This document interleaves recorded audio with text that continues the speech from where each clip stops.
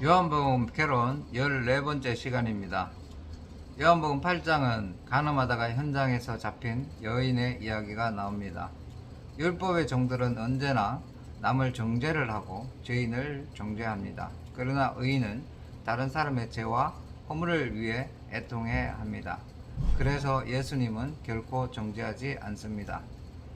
8장 11절에 보시면 대답하되 주여 없나이다. 예수께서 가라사대 나도 너를 정죄하지 아니하노니 가서 다시는 죄를 범치 말라 하시니라. 예수님은 이 여인을 정죄하는 것이 아니라 이 여인의 위치 곧 어둠에 있는 자체를 정죄하십니다. 하나님은 우리 자신을 정죄하지 않으십니다. 그러나 어둠 자체가 이미 정죄되었기 때문에 어둠 안에 있으면 우리도 정죄를 받습니다. 그렇기 때문에 인간이 죽을 죄를 지어 망하는 것이 아니라 죄와 사망의 종이 되어서 그대로 살겠다는 그 자체가 바로 심판의 대상이 되는 것입니다. 죄와 사망이 정죄를 받았기 때문에 그 가운데 있으면 자동으로 우리가 망한다는 말입니다. 그래서 예수님은 그 여인에게 정죄하지 않으셨습니다. 여인 자체에게는 정죄하지 않지만 어둠에 있는 그 자체는 정죄를 받습니다. 그래서 다시는 어둠에 다니지 말라고 말씀하시는 것입니다. 12절에 보면 예수께서 또 일러 가라사대 나는 세상의 빛이니 나를 따르는 자는 어둠에 다니지 아니하고 생명의 빛을 얻으리라 고 말씀하고 있습니다. 우리 한 사람 한 사람에게는 하나님이 심판을 안 하시고 우리가 가지고 있는 것 그 무엇 때문에 하나님의 저주의 폭탄을 맞는 것입니다. 다시 말하면 우리에게 하나님은 진노를 토하지 않으십니다. 다만 우리가 어둠에 있으면 어둠 자체에 진노의 폭탄을 토하시기 때문에 그 진노의 폭탄을 내가 맞는다는 말입니다. 하나님은 우리 자신을 정죄하지 않으십니다. 그러나 정죄받을 곳에 있으면 정죄받습니다. 인간이 가지고 있는 죄와 사망 때문에 하나님으로부터 진노를 당하는 것이지 우리 자신에게 하나님이 진노하지 않는다는 말입니다. 그래서 나도 너를 정죄하지 않노라. 다시는 죄를 범치 말라고 하시는 말이 이해가 됩니다. 이제 어둠에서 벗어나라는 말은 어둠에 있을 때 내가 한 일은 내가 정죄하지 않을 테니 이제 어둠에서 벗어나라는 뜻입니다. 12절 말씀에 나는 세상의 빛이니 나를 따르는 자는 어둠에 다니지 아니하고 생명의 빛을 얻으리라. 그렇기 때문에 어둠에 있다가 빛으로 나온 사람은 어둠에 있는 사람 자체를 정죄하지 않습니다. 사람을 볼 때 사람 자체를 바로 정죄하지 말아야 합니다. 그것은 혈과 육의 싸움인데 지금 저 사람이 어둠에 처해 있구나. 저 사람이 성령을 소멸시켰구나.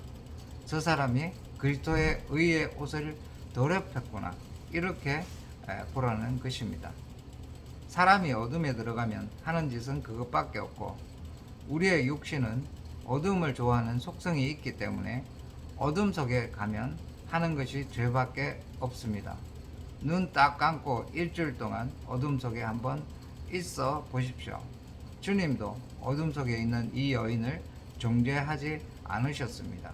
다시는 어둠에 다니지 말고 세상에 비친 나를 따라오너라.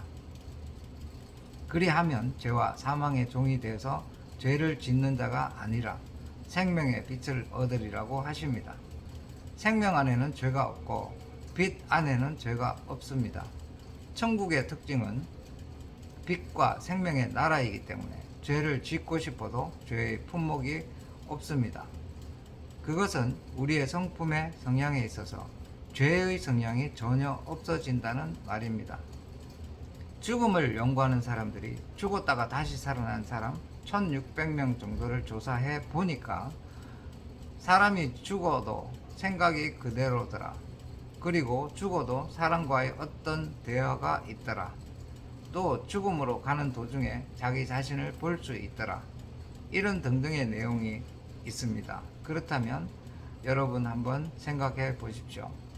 어둠의 생각을 그대로 가지고 있다면 이 사람이 어떻게 천국 갈 수 있겠습니까?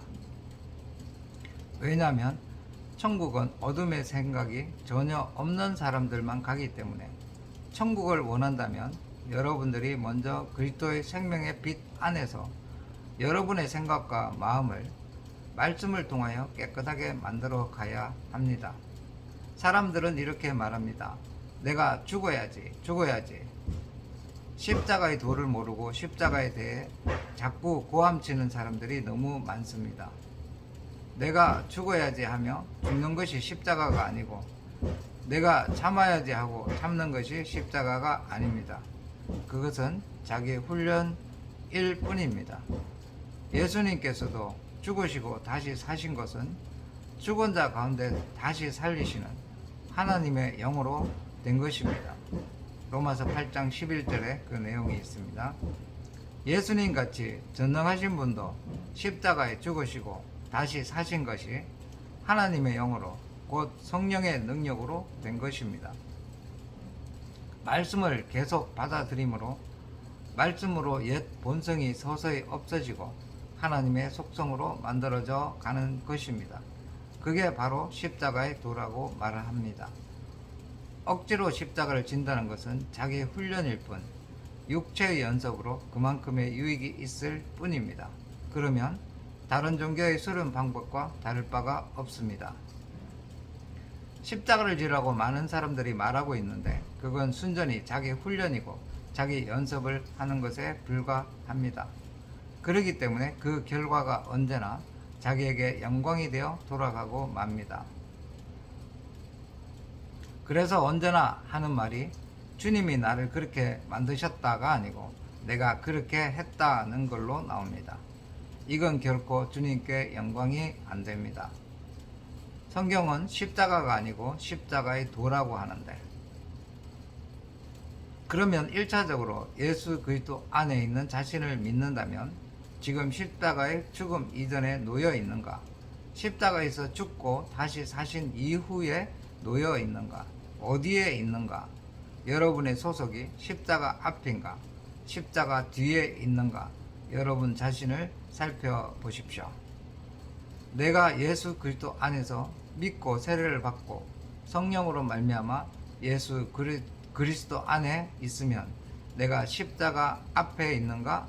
이미 십자가 건너에 가 있는가? 예수님이 나를 따라오라고 하신 말씀이 바로 이 말입니다.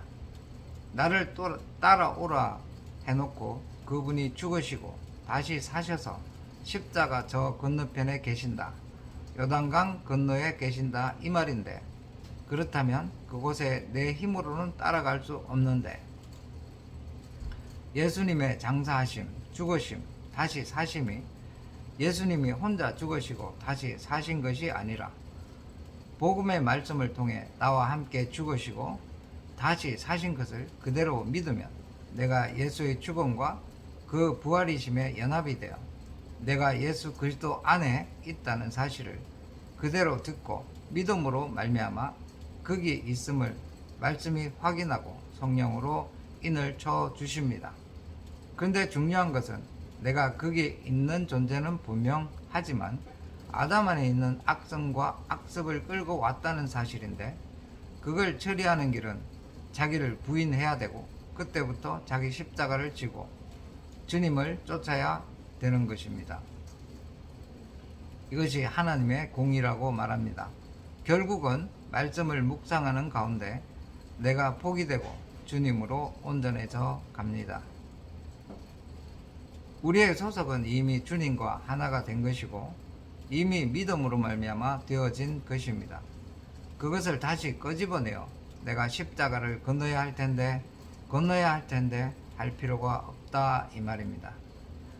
우리는 이미 예수의 죽으심과 다시 사심을 그대로 나의 죽음과 부활로 믿고 세례를 받았습니다. 세례라는 것은 주님과 함께 죽는 순장과 같습니다. 주의 죽으심에 합하고 주의 살으심에 합함으로 그분과 하나가 됩니다. 옛날의 순장 제도와 같은 이치이고 주님과 같은 운명이라는 말입니다. 그렇다면 당연히 주님 계신 곳에 나도 있습니다. 우리가 주 예수 그리스도의 동선을 믿음으로 붙쫓아 감으로 말미암아 주님 계신 곳에 우리가 있다 이 말씀입니다. 그러나 주님은 영광스러운 분이시지만 우리는 옛 본성을 그대로 갖고 거기에 가 있다. 그럼 무엇으로 처리할 수 있겠습니까? 다음 시간에 이어서 하겠습니다.